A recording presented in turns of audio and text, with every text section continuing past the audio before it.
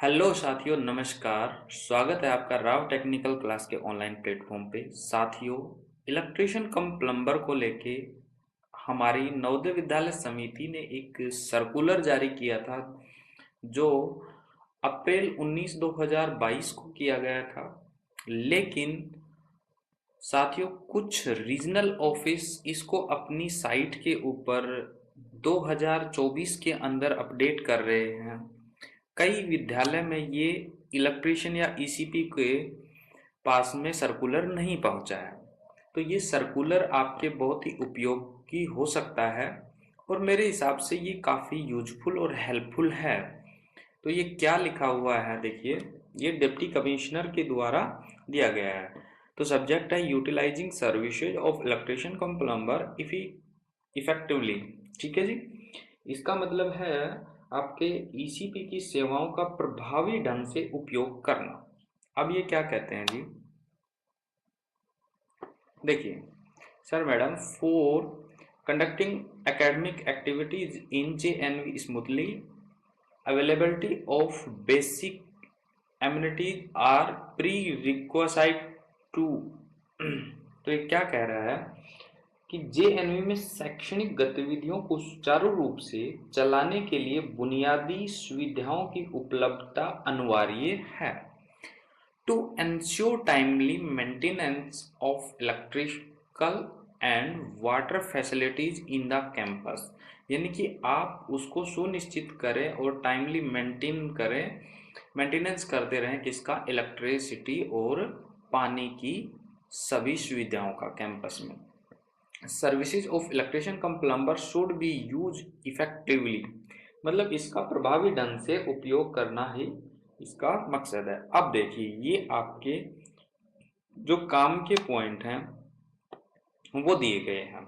पहला देखिए, ECP should be available in each JNV, यानी कि आपके प्रत्येक JNV के अंदर एक ईसीपी होना जरूरी है। अब ये आगे क्या बोल रहा है, engagement should be made through outsourcing agency in case regular post of ECP is vacant और ECP is on long leave. साथियों, इसका मतलब ये है, यदि आपका ईसीपी परमानेंट जो है वो या तो नहीं है या फिर वो लंबी छुट्टी के दौरान गया हुआ है, तो आप आउटसोर्सिंग एजेंसी के द्वारा आप इस पे भर्ती करोगे या आप लगाओगे कुछ टाइम के लिए।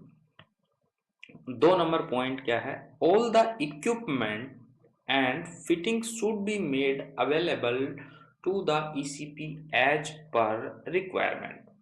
अगला 2 नंबर पॉइंट कह रहा है कि सभी उपकरण और फिटिंग आवश्यकता अनुसार ईसीपी को उपलब्ध कराएं। देखिए साथियों, यदि प्रिंसिपल आपको टूल्स या कोई भी सामान संबंधित कार्य से यदि आपको नहीं ला के दे रहा है, तो आप कार्य के लिए मना कर सकते हैं।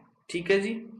अगला है, all safety equipment should be made available and it should be ensured that the ECP takes full precaution while performing his duties. अगला क्या कहता है कि सभी सुरक्षा उपकरण उपलब्ध कराएं जाने चाहिए और यह सुनिश्चित किया जाना चाहिए कि ईसीपी अपने कर्तव्यों का पालन करते समय पूरी सावधानी बरते।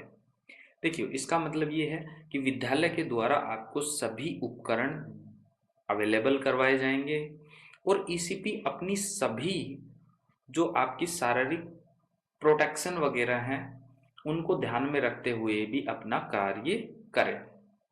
अब साथियों, ये कई बार जो 4था नंबर पॉइंट है, ये कई स्कूलों में कुछ जो मेरे साथी हैं ईसीपी उनको बहुत प्रॉब्लम होती है, ये उनके लिए भी आया है। देखिए, in case help of other person is required, in case यदि किसी दूसरे आदमी की जरूरत है टू कैरी आउट वर्क और इन केयरिंग ऑफ हैवी इक्विपमेंट, यानी आपको कोई बाहरी चीज ले जाने में यदि आवश्यक है, जैसे कि लैडर यानी कि सीढ़ी हो गई, वेल्डिंग मशीन हो गई या ईटीसी। ठीक है, आगे भी दिया हुआ है, यानी कि आपको यदि जरूरत है उसकी और आप प्रिंसिपल के पास में जाके बोलोगे, आपको एक हेल्पर उपलब्ध करवाया जाएगा। ठीक है, इसका सीधा सीधा मतलब ये है। तो साथियों, जो प्रिंसिपल ये कहता है कि मेरे पास एक्स्ट्रा मैन पावर नहीं है, मैं उपलब्ध नहीं करवा सकता, आप कार्य से मना कर सकते हो। ठीक है, आप एक अपना एप्लीकेशन लिखिए और आप प्रिंसिपल को बोलिए कि सर मुझे एक हेल्पर की ज़रूरत है और कृपया करके उसके मुझे प्रोवाइड किया जाए, उसके बिना ये कार्य संभव नहीं है। आप खुद से सीढ़ी वगैरह या कोई भी भारी भारी चीज़ है उसको ना उठाएं। और मेरा तो ये मानना है, जैसे कि आप ओवर हेडलाइन पे काम कर रहे हो या किसी पैनल पे काम कर रहे हो, तो आपके पास में एक हेल्पर होना बहुत ज़रूरी है। ठीक है जी, धन्यवाद।